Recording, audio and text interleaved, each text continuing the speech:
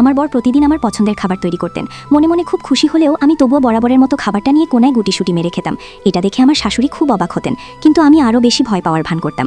আমার বর আর শাশুড়ি হতভম্ব হয়ে একে অপরের দিকে তাকালেন, কিন্তু তখনই তার পাশের সহকারী সঙ্গে সঙ্গে আমার বরকে আমার অতীতের কথা বলল। এর কারণ ছিল আমি স্বভাবতই সরল ছিলাম।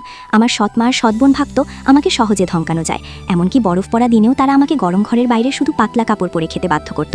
কিন্তু সরল আমি কখনো অভিযোগ করিনি। আমি ভাবতাম তারা আমার সাথে শুধু খেলা করছে। যখন আমার বর জানতে পারলো আমার জীবন কতটা দুর্বিষহ ছিল, তার ভেতরের রাগ চরমে পৌঁছালো। কিন্তু সে আমার সামনে মেজাজ হারায়নি, বরং সে দাসীদের আদেশ দিল আমাকে সুন্দর করে সাজাতে। আর তাই সেই আগের কুৎসিত হাঁসের ছানা এখন এক সুন্দর ও অভিজাত সাদা রাজহাঁসে পরিণত হয়েছিল। আমার বর আমার রূপে মুগ্ধ হয়ে গিয়েছিল, চোখ ফেরাতে পারছিল না। আমার বর আমাকে তার নিজের তৈরি ব্রেসলেটটা দিল, আর আমাকে বলল যে এই ব্রেসলেটটা আমার জন্য সৌভাগ্য বয়ে আনবে। আমার পরিচয় সবাইকে জানাতে আমার বর আমার জন্য একটা বিশেষ ভোজ সভার আয়োজন করলো। কিন্তু ঠিক তখনই আমার বর একটা মেসেজ পেল, তাকে কিছু কাজ সামলাতে কিছুক্ষণ জন্য যেতে হলো। তবে আমার বর চলে যেতেই আমার সৎ বোন, যে আমাকে প্রায়ই ধমকাতো, অপ্রত্যাশিতভাবে আমার পথ আটকালো আর আমাকে সজোরে চড় মারল। আমি আমার সৎ বোনের এই আচরণে খুব রেগে গিয়েছিলাম, কিন্তু যা আমার মনকে হিম করে দিল তা হলো ঘটনাস্থলে উপস্থিত কোনো অতিথি আমাকে সাহায্য করেনি। তারা শুধু ফিসফিস করে আমাকে নিয়ে হাসাহাসি করছিল।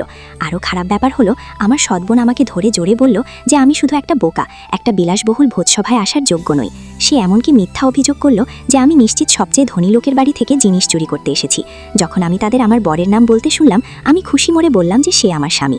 তবে কেউ বিশ্বাস করল না যে আমার ধনী স্বামী আমাকে বিয়ে করেছে। আমার সৎবোন সঙ্গে সঙ্গে এগিয়ে এলো আমাকে তাড়িয়ে দিতে, কিন্তু পরের মুহূর্তেই আমার ব্রেসলেটটা পড়ে গেল।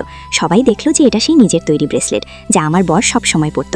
কিন্তু আমার সৎবোন ভাবল আমি এই ব্রেসলেটটা চুরি করতে এসেছি, তাই সে বলল সে সবচেয়ে ধনী লোকের পক্ষ থেকে আমাকে শাস্তি দেবে। ঠিক যখন আমি সবচেয়ে অসহায় বোধ করছিলাম, আমার ধনী স্বামী এসে পৌঁছালো। মেঝেতে ব্রেসলেটটা আর আমার অশ্রুসিক্ত চোখ দেখে সে তার ভেতরে রাগ আর ধরে রাখতে পারল না। সে আমার দুর্বল শরীরটা তুলে নিল। চলে যাওয়ার আগে সে তার সহকারীকে আদেশ দিল সঙ্গে সঙ্গে আমার ঘৃণ্য সৎবোনকে একটা শিক্ষা দিতে।